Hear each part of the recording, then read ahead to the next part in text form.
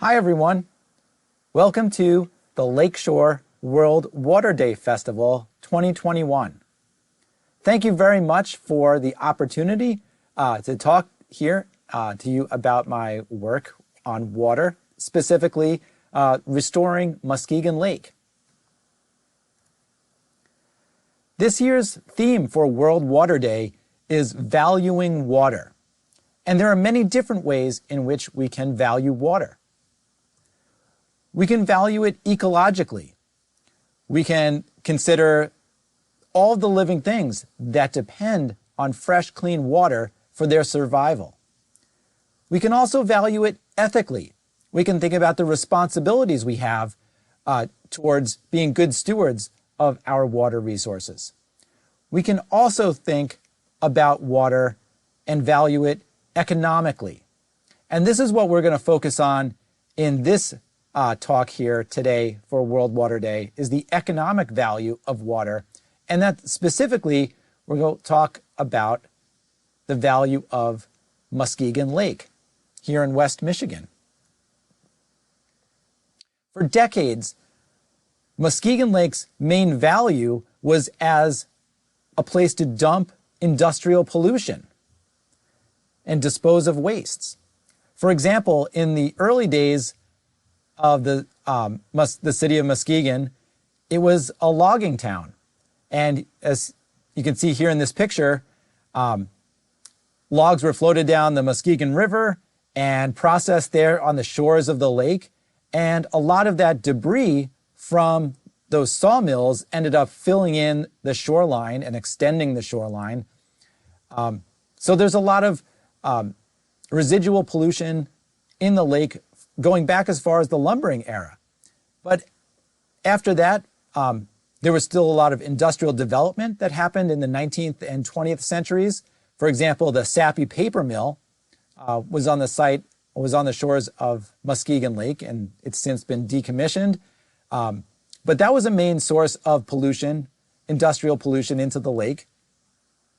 And then there were lots of other factories, such as the Muskegan Boiler Works, noted in this photo, or Continental Motors, lots of industrial sites that used the lake to dispose of their industrial pollution.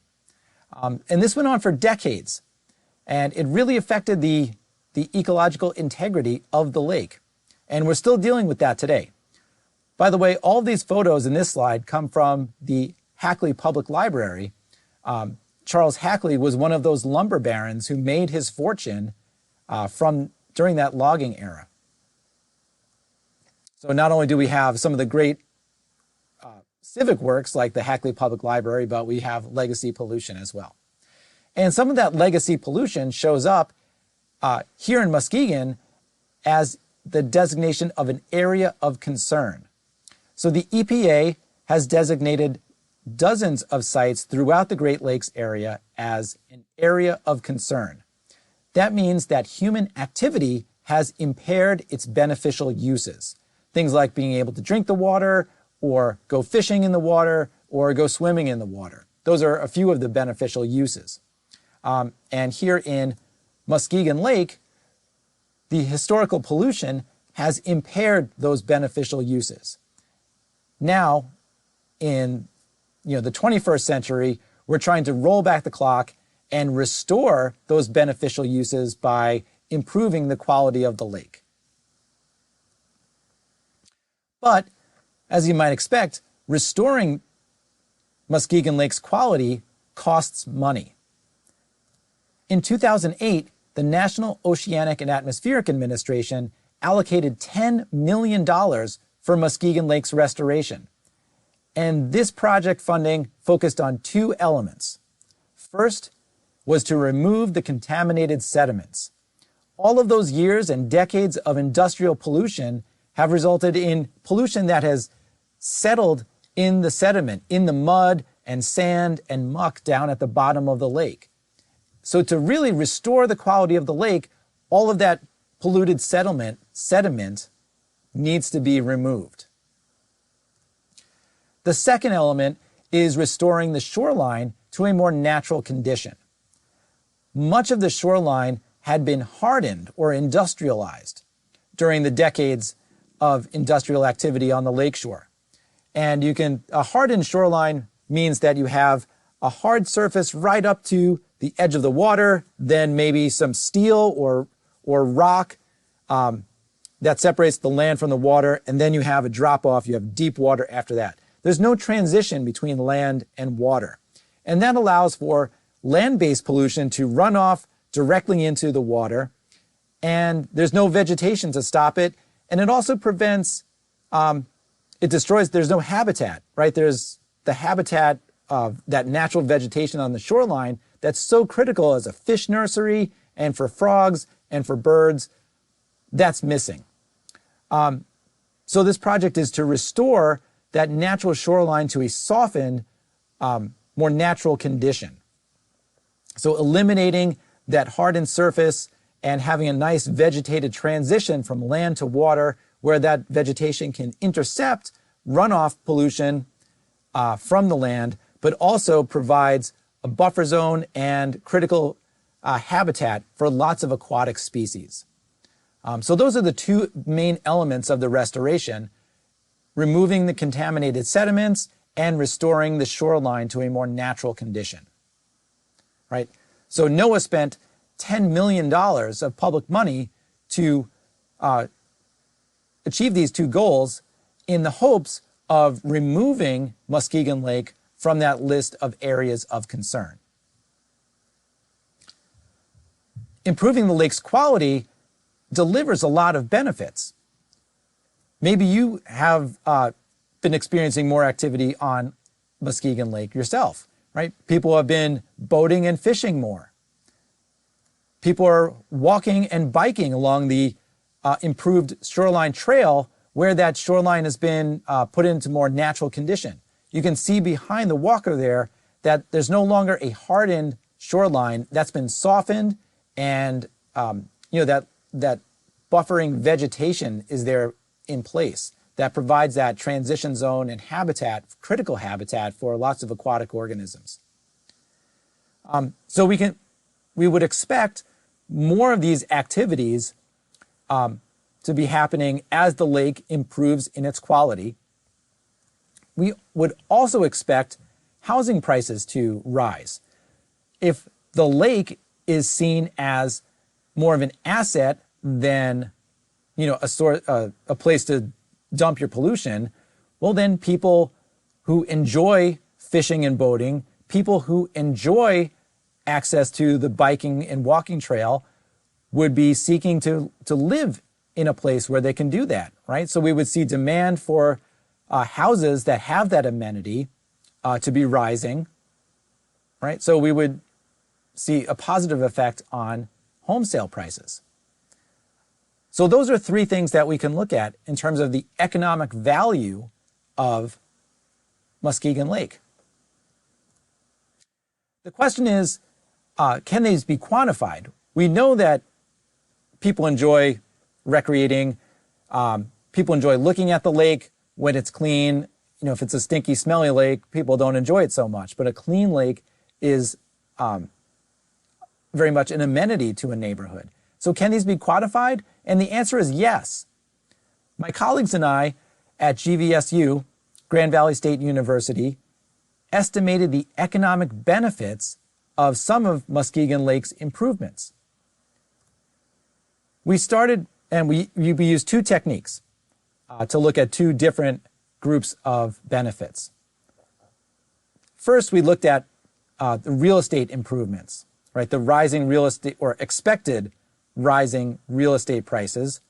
And we did that through a property value model. Now, homes have different characteristics. You might have a 2-bedroom house or a 3-bedroom house or a 4-bedroom house. It might have 1 bathroom or 2 bathrooms, big lot size, close to downtown, on a bus line, things like that. Those all affect the property value. Environmental amenities also affect the property value. So if we looked at a large enough group of home sales, we can start to tease apart how each of these different elements affects the property value. Like, how much does an extra bedroom add to a typical house? How much does an extra square foot of yard add to a house? And in this case, when the shoreline was restored to a more natural condition in that neighborhood, how much did that add to a house's sale price? So we did that using a property value model. We also looked at recreation, and we did this using a travel cost model.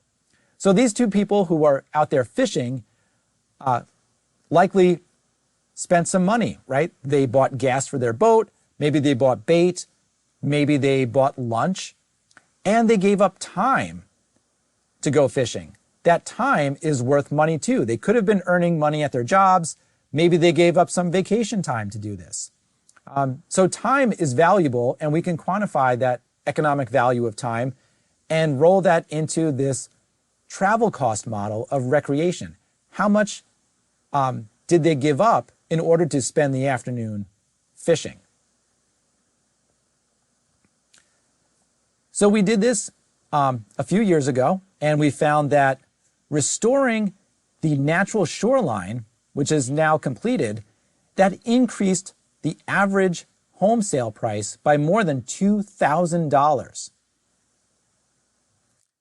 There are more than 3,000 residential parcels in the study area, so the total value of shoreline restoration was more than $7 million in additional home sale property values.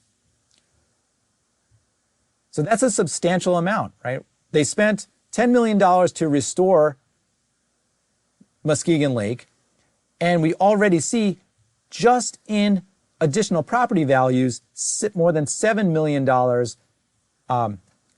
of additional property value just from the places where the shoreline has been restored. So that tells us that people find a shoreline, a more natural shoreline, a desirable environmental attribute. They're willing to pay more to live in a neighborhood where the shoreline is restored as opposed to an industrial hardened shoreline. And that suggests that this is money well spent.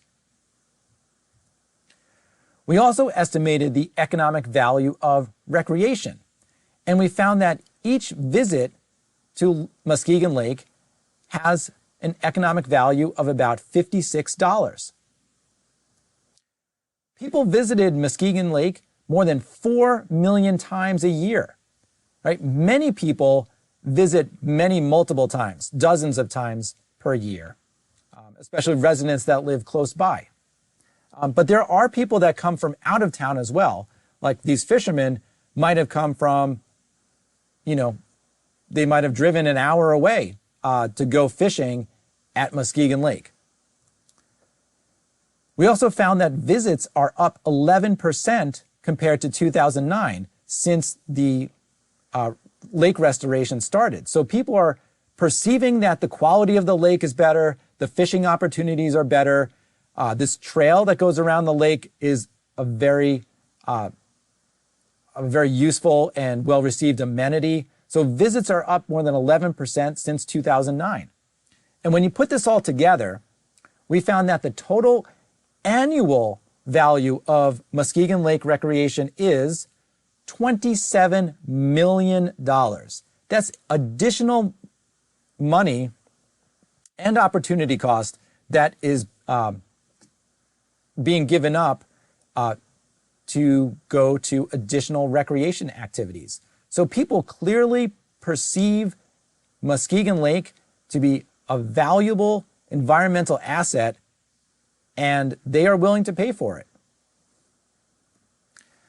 So clearly, people put a high value, a high economic value on Muskegan Lake. It's no longer just a dumping ground for industrial pollution. A cleaner lake benefits everyone. It benefits the people who live there and, walk on the paths every day after work, the people who live in the neighborhoods who have now this nice vegetated shoreline that's a scenic amenity, where the fishing is better. It benefits everyone. And now Muskegan Lake is an asset for economic development rather than an eyesore, that's a detriment. So this is really the future of Muskegan, and lots of our lakeshore communities is in developing this blue economy. How do we take advantage of these lakes and shorelines as an asset rather than a place to dump pollution? So clearly, economic value is important. But as I said earlier, when we talk about valuing water, we can value it many different ways. Economically is one that we focused on here, but we can also value it ethically. And environmental ethicist Paul Taylor talks about a duty for restorative justice when it comes to pollution issues. Restorative justice is about restoring balance after a wrong or making amends by compensation or reparation. So one way to think about the work at Muskegan Lake, the restoration work, is from the economic lens, right? We're putting in this money as a cost, and then we're reaping some benefit. But we can also think about it as an ethical choice that we're making. We are making amends to Muskegan Lake itself by removing that pollution. So restoring Muskegan Lake is an ethical act of restorative justice. So that's another way to think about it. And I think that's a good way to think about it. We are valuing water and our relationships with water in a new ethical perspective. So thank you very much for the opportunity to share our research on restoring Muskegan Lake and the economic analysis. I hope you're enjoying the activities associated with the Lakeshore World Water Day Festival, and I'd like to thank the organizers for putting this all together. I really appreciate it, and thank you very much for watching today. Have a great day.